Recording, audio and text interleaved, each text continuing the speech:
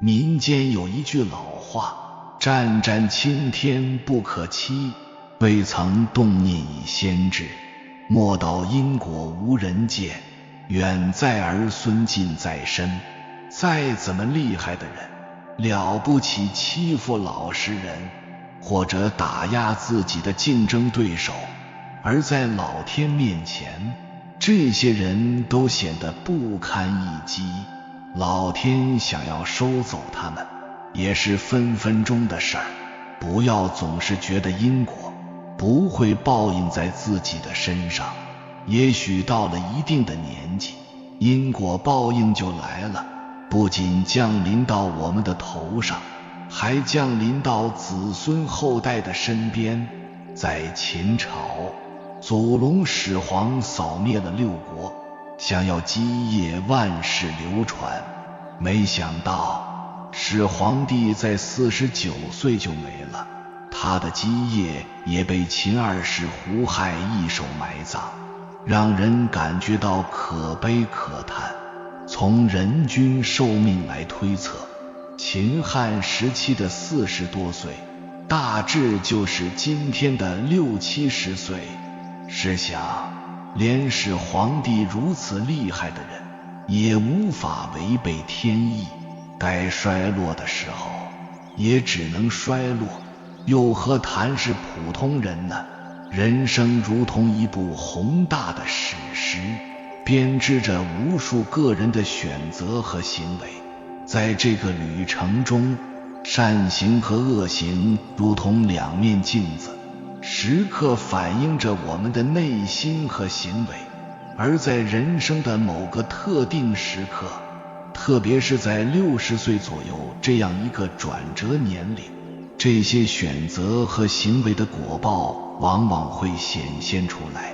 无论是积累的善报还是累积的恶报，有这么一个词，算总账。何谓算总账呢？我们前半生做了什么事儿，好也罢，恶也罢，统统都会成为因，从而引出后面的果。村口的老吴40岁那年，对年迈的父亲不尊重，总是说父亲没本事，不懂得给子孙铺路，所以在那些年，他做了不少不孝之事儿。20年过去了，老吴也退休了，需要孩子来养老。没想到上了年纪的老吴竟然被孩子辱骂，3个孩子都不懂得尊重他。这个时候，他突然想起了多年前的自己，不禁感慨万分。为什么老吴会感慨万分？因为老吴看明白了一个道理，历史是轮回的，生活是周而复始的。你对父母做了什么，你的孩子就会对你做什么。年轻的时候，我们伤害了父母，到了晚年，我们的孩子会伤害我们，再过几十年，孙子会伤害我们的孩子。如此下去，导致了不孝之事的出现。年轻的时候要谨言慎行，做事对得起良心，等晚年算总账的时候才会好过。古时候有一户富贵人家，身为嫡长子的少爷特别骄横跋扈，不仅欺负穷人，还得寸进尺，践踏别人的尊严。有一次，他欺负了一户穷人家，还让别人跪地求饶。但他不知道的是，别人的儿子眼睛露出了凶光，已经把这一次的屈辱记在了心上。几十年过去了，这户人家的少爷也成为了家主，垂垂老矣了。在他60岁的那一年，这位家主发现自己的事业屡屡受挫，孩子也在外面得罪了人，被人针对了，感觉不太顺。不久后，这位家主病逝了，他的孩子也在几年内败光了全部的家产。让人意想不到的是，让这户人家家破人亡的，就是当年的那个孩子。据说那个孩子受到了屈辱后，就拼命读书，后来登科及第，仕途不错，成为了一方大员。一切事儿皆是有前因后果的，如果不是那位少爷骄横跋扈，那他的家业也不会传不过3代。只能说好报和恶报都是自己造成的。人的一生可以比作是一条长河，涵盖了童年的童真、青春的激情、中年的奋斗，以及晚年的回望和总结。而60岁左右则是一个生命历程中的重要节点。人们在这个阶段往往会对过去的种种选择和行为进行深刻的反思和回顾。这个年龄段的特殊性不仅体现在身体核心里的成熟，更在于思想和精神层面的深化。人们可能已经走过了事业的巅峰，孩子们也已经成家立业，自己的家庭和事业稳定。这时候，人们开始有更多的时间和精力去关注内心深处的声音，审视过去的选择和行为是否真正符合内心的期许和价值观。善行如同播种的种子，在适当的时候必将开花结果。年轻时的一些善举可能看似微不足道，但它们蕴含的力量是深远而持久的。比如，一个年轻时乐于助人的人，在60岁时可能会看到自己周围的人们对其充满敬意和感激，因为他们记得那些曾经受过帮助的时刻，感受到了善良与温暖。善行不仅仅局限于对他人的帮助，也包括对家庭的关爱和照顾。一个在年轻时候就懂得如何关心和支持家人的人，往往会在晚年享受到家庭温馨和孩子们的尊重和依赖。这种善行的积累不是一时的行为，而是一种生活态度和价值观的体现。同样的，恶行也会在适当的时候显现出其负面后果。年轻时的一时冲动或不良选择，可能在后来的生活中带来无法挽回的损失和伤害。比如，一个年轻时草率行事、不顾后果的人，在晚年可能会面对孤独和内心的痛苦，因为他们没有意识到当初的选择会对自己和周围人造成怎样的伤害。恶行的累积可能体现在人际关系的紧张、社会声誉的扫地，甚至是身心健康的问题。这些后果可能是潜移默化的，但在60岁左右这个年龄段，人们往往会开始审视过去的种种，意识到自己当初的选择和行为对整个人生轨迹的影响。不少人都疑惑，为什么善报和恶报都不在人们年轻的时候出现，而会在晚年的时候出现呢？很简单，晚年的时候最容易让人受苦。20-30岁的时候，困难再多，最多只是让人内心受挫。由于自己还年轻力壮，所以无数的难关都能闯过去，问题不大。40-50岁的时候，虽然中年危机层出不穷，让人活得忐忑不安，但也并不是致命的。绝大多数的中年人也能轻松过关，唯有60岁之后，人之身体不太行了，精力也大不如从前了，抵御风险的能力弱了很多。这个时候无常将至，就会让这些人以及他们的家庭面临极致的痛苦。当然，好报也是一样的道理，在你人到晚年悲苦不堪的时候，给你一点甜，让你充满了活下去的希望。如此，这好报等于拯救了你的晚年。人还是要多怀敬畏之心，不要等到了晚年才后悔莫及。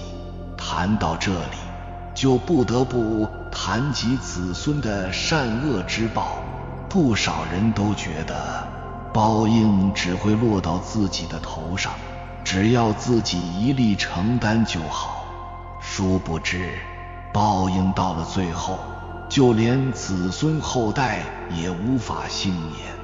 为什么会出现这样的情况呢？因为家庭由人组成，那人们遇到了什么问题，家庭也会受到什么影响。一切都不是割裂的，而是一环扣一环的。民间有这么一个说法：父母债，孩子偿。父母做错了什么事儿，需要承担恶果的不仅是他们自己，还有他们的后代。没有人可以置身事外，一切事儿终将冤有头，债有主，仅此而已。父母欠了什么债，造了什么孽，要么自己来偿还，要么子女来偿还，要么这2代人一起来偿还。反正没有谁可以逃过因果的制裁。欠了别人钱，哪怕父母这代人走了，孩子这代人也要接着还。欠了红尘的债，那就更麻烦了，一代接一代还下去，直到因果了结的那一天。两晋时期的司马家就是最典型的例子。前人造了无数孽，败坏了风气，从而引来八王之乱，五胡入侵，一关难渡。后来司马家被杀得一干二净，子孙不得善果。前人造孽，也许前人走得早，不用承受后续的因果，可他们的子孙就倒霉了，一出生就被这些恶因恶果缠上，一生悲哀。父母造了这几种孽，老天会让你的子女来偿还，逃不掉。一，家庭之间的冤孽会让后人来偿还。有的父母喜欢惹是生非，不是这里得罪人，就是那里与人结怨，结果不过是子女后人处境艰难，受苦受难罢了。在周朝，晋国的一位国君向周天子进言说，齐地的诸侯藐视您的权威，我请求您杀了他。周天子听了几国国君的话，杀了当时的齐公。就是因为这件事，让齐公的后人特别仇视周天子和几国，发誓不报此仇，誓不为人。200年后，齐襄公亲自领兵，声称要为了先祖报仇，陈兵在周天子的境内，顺道灭了几国，一路上无人可挡。齐襄公得偿所愿，帮先祖一雪前耻。几国国君一家跟齐公一家的仇恨，从结下的那一刻开始，就注定冤冤相报了。这两家不可能化干戈为玉帛，只会永远仇视下去，直到报仇雪恨的那一天。身为父母，为了后人着想，少与人结怨，否则后续的问题会特别多。父母毫无德行，后人基本要吃大亏。德行二字，人们经常听，可就是不知道什么意思。所谓的德行，就是指符合天道的品德和言行，保持善良，这是一种好的品德；坚持三省吾身，这是一种好的言行。前人做得好，有德行，后人才会有样学样，有端正的三观。在20年前，村中有一户人家，经常教育儿子和女儿去当三只手，也就是小偷，不仅偷邻居家的东西，还偷外人的东西。有些时候，儿子和女儿空手回家，就会被父母责骂。在成长的过程中，子女接受了这种三只手的观念，所以他们长大后就以偷盗为生。10年过去了，子女都长大了，但他们的结果都不太好。儿子因为偷盗，手被人打断了，落得终生残疾；女儿混到了不好的群体当中，碰了黄赌毒，蹲牢里去了。父母不懂得教育子女，没有德行，子女就会走歪路，终究不会有好下场。3. 父母性情暴力，走了极端，后人就悲惨了。谈到性情暴力，走极端，就不得不谈到这么一个牛人，明太祖朱元璋。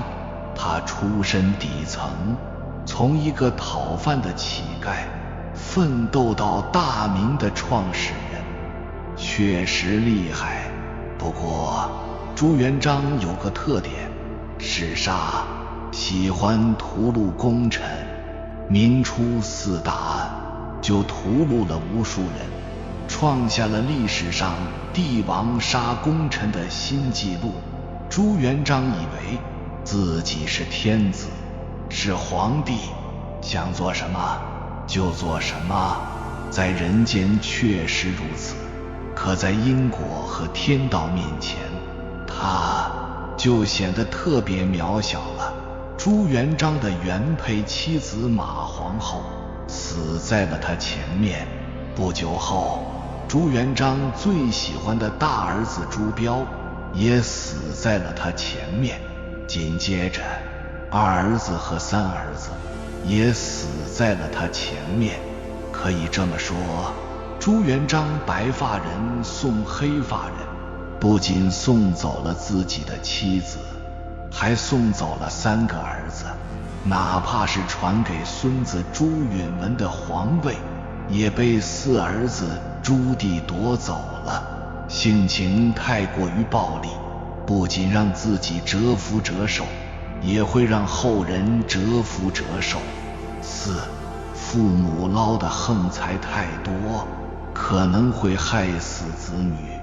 有一种人基本都没有什么好结果，一夜暴富的暴发户，要么富不过1代，要么富不过2代，要么连家庭都灭绝了。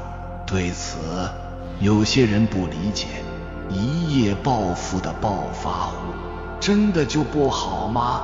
可以这么说，你一瞬间得到了多少的横财，就会招惹来多少的厄运。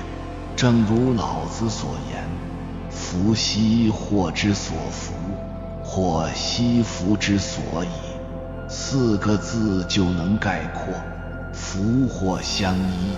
这一刻，你确实一夜暴富了，一家人都过上了奢侈的生活。可就是因为一夜暴富了，所以一家人都懈怠了，也逐渐堕落了。钱这种东西，既能够救命，也容易杀身。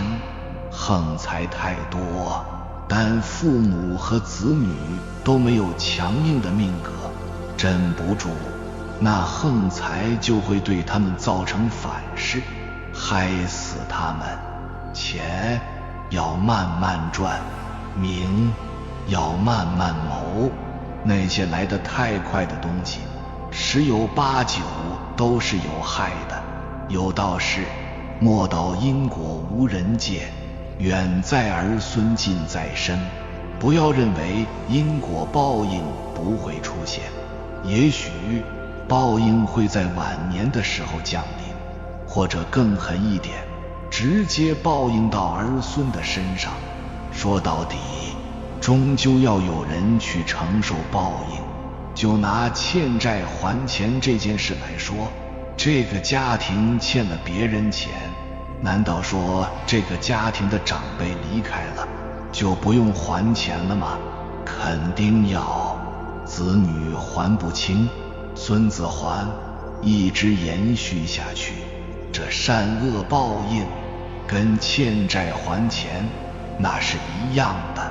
有些人喜欢作恶，损人利己，等这些人离开了，别人就来到他们的儿孙身边，伤害他们的儿孙。儿孙很无辜，长辈的报应为什么要落到自己的头上呢？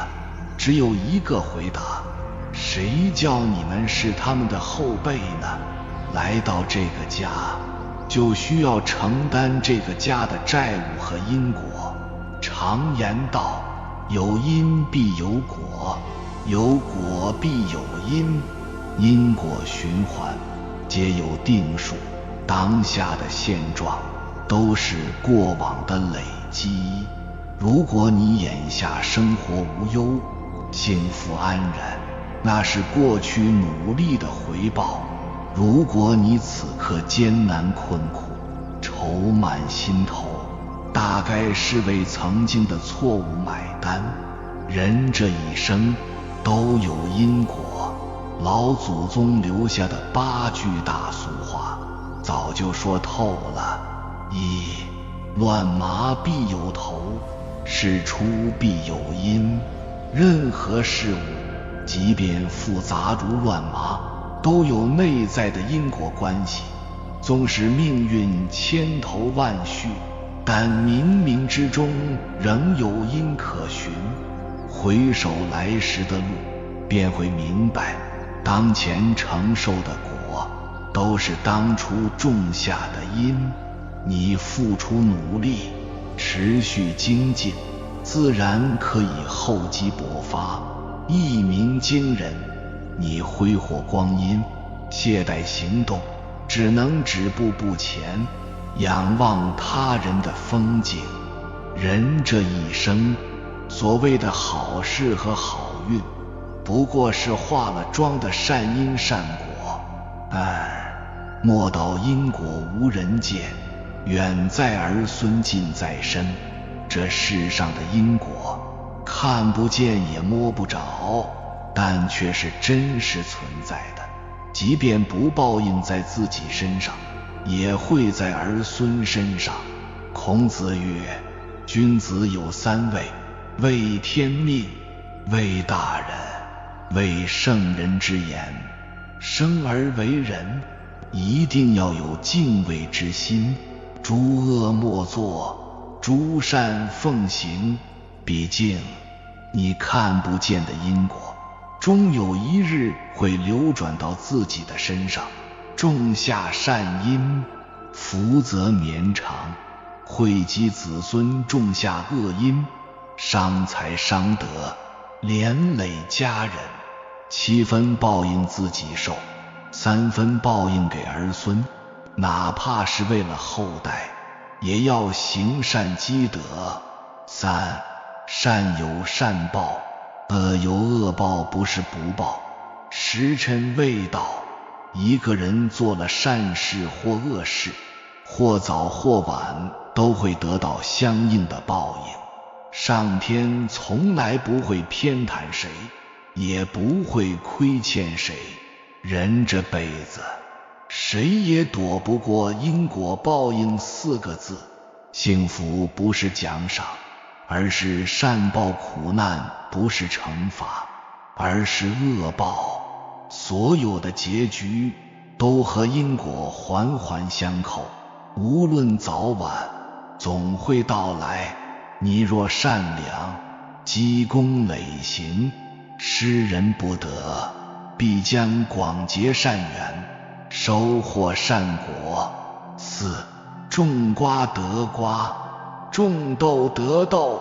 你种下什么样的因，就会收获什么样的果。生命是一场轮回，你做过的每件事，最后都会回到自己身上。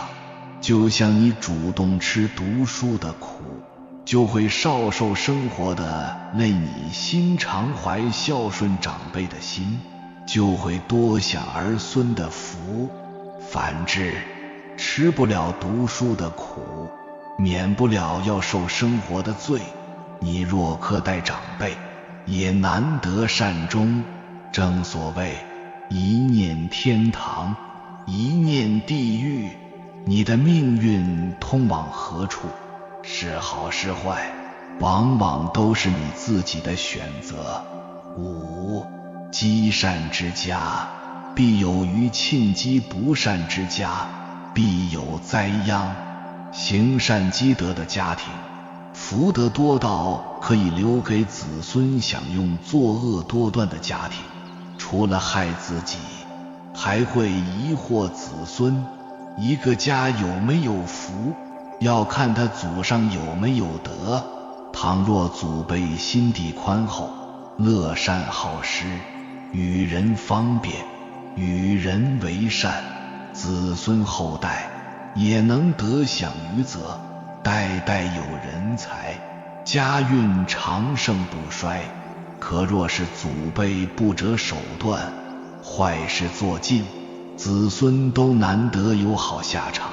因此一定要正家风，守家规，修善积德，才能福荫子孙，延绵不绝。6. 莫以善小而不为，莫以恶小而为之。善事再小也要去做，恶事再小也不能做。古语有云，从善如登，从恶如崩。对于坏事，一定要防微杜渐，坚决不做；对于好事，务必要小事做起，多多益善，日积小善，终成大德。即便是举手之劳，也是一份善举。做人做事，无愧于天，无愧于地，无愧于心，无愧于人，方可结局圆满。7. 人在做，天在看，因果有轮回，苍天饶过谁？行善作恶，都瞒不过上天。做了坏事，自有惩罚。举头三尺有神明，善人有善报，恶人天不饶。若想人不知，除非己莫为。当怀有一颗敬畏之心，别想着去陷害谁，别想着去算计谁，否则天良丧尽，坏事做绝，老天自有惩罚，再隐秘都逃不了。修善心，行善事，身正不怕影子斜，才能昂首挺胸，过好这一生。8. 前世因，今世果，万法皆空，唯因果不空。前世的因，今世的果，万物缘起缘灭，唯有因果永世相随。佛说，前世500次的回眸，才换来今世的擦肩而过。生命中没有无缘无故的相遇，都是命中注定的因果，有缘相隔千里也会相识，无缘近在咫尺依旧陌路。因果太多，才有今世纠葛，因果已尽，自然各奔东西。相遇别忘了珍惜，身边陪你伴你的人都是一世难求的缘。离散要学会释怀，早晚分道扬镳的人无法改变，何必强求。当一个人有了敬畏心，有了因果逻辑之后，就会更加愿意去打磨自己，也能做到平心静气提升自己。说白了，当一个人懂得越来越多之后，眼界就宽了，格局就大了，选择就多了，然后生活的方方面面对于自己而言不过是一种体验，一种感受，一种修行。如同王阳明曾说，人间道场，淤泥生莲，世间磨难，皆是砥砺切磋我也。如此，内心会更加倾向于过上一种平平无奇的、平平淡淡的，也是平平静静的人生，真正让自己在面对命运齿轮的时候，能够更稳定、更自在，也更从容。因为自己内心早已经遵循因果关系的存在，也相信因果关系的厉害，最终朝着自己敢于一直走下去的人生方向当中，不断地了解自我，也不断地完善自我，成全自我。有缘人，感谢你看到最后。如果今天的影片对你有所帮助，请按个赞给我响应，回复一句今天的因，决定明天的果。愿你懂因果，敬天道，走向真理顺道合道的蒙福之路。还没有订阅频道的，请点击右侧的订阅按钮，与我们建立更深的连接。随缘加入会员，与同频之人共修福报，随喜转发，传播善知识，功德无量。